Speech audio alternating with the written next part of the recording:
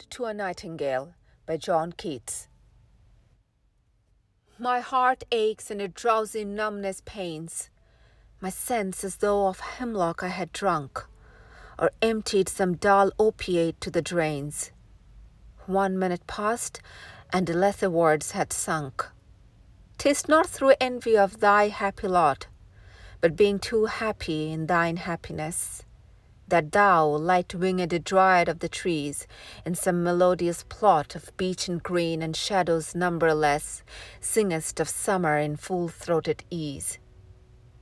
Oh, for a draught of vintage that hath been, cooled a long age in the deep delved earth, tasting of Flora and the country green, dance and Provençal song and sunburnt mirth. Oh, for a beaker full of the warm south, full of the true, the blushful Hippocrene, with beaded bubbles winking at the brim, and purple-stained mouth, that I might drink and leave the world unseen, and with thee fade away into the forest dim.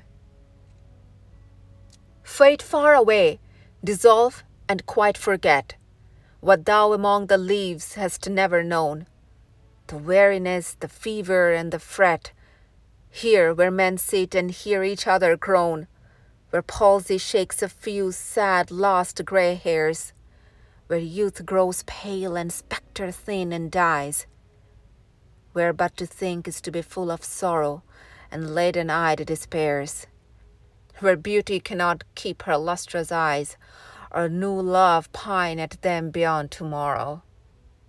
Away, away, for I will fly to thee, not charioted by Bacchus and his pards, but on the viewless wings of poesy, though the dull brain perplexes and retards. Already with thee, tender is the night, and haply the queen moon is on her throne, clustered around by all her starry face.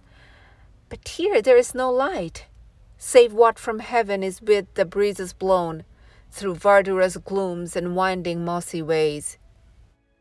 I cannot see what flowers are at my feet, nor what soft incense hangs upon the boughs, but in embalmed darkness guess each sweet wherewith the seasonable month endows the grass, the thicket, and the fruit tree wild, white hawthorn and the pastoral eglantine, fast fading violets covered up in leaves, and mead-May's eldest child, the coming musk rose full of dewy wine, the murmurous haunt of flies on summer eves.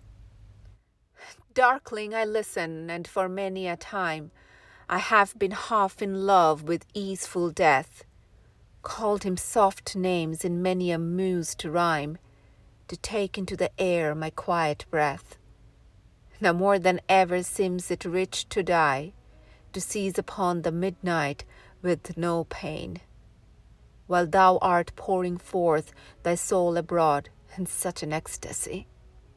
Still wouldst thou sing, and I have ears in vain, to thy high requiem become a sod. Thou wast not born for death, immortal bird, no hungry generations tread thee down. The voice I hear this passing night was heard in ancient days by emperor and clown. Perhaps the self-same song that found a path through the sad heart of Ruth, when sick for home she stood in tears amid the alien corn, the same that oft-times hath charmed magic casements opening on the foam of perilous seas in fairy lands forlorn. Forlorn, the very word is like a bell to toll me back from thee to my soul self. Adieu, the fancy cannot cheat so well as she is famed to do, deceiving elf. Adieu, adieu, thy plaintive anthem fades, past the near meadows, over the still stream, up the hillside, and now 'tis buried deep in the next valley glades. Was it a vision or a waking dream? Fled is that music. Do I wake or sleep?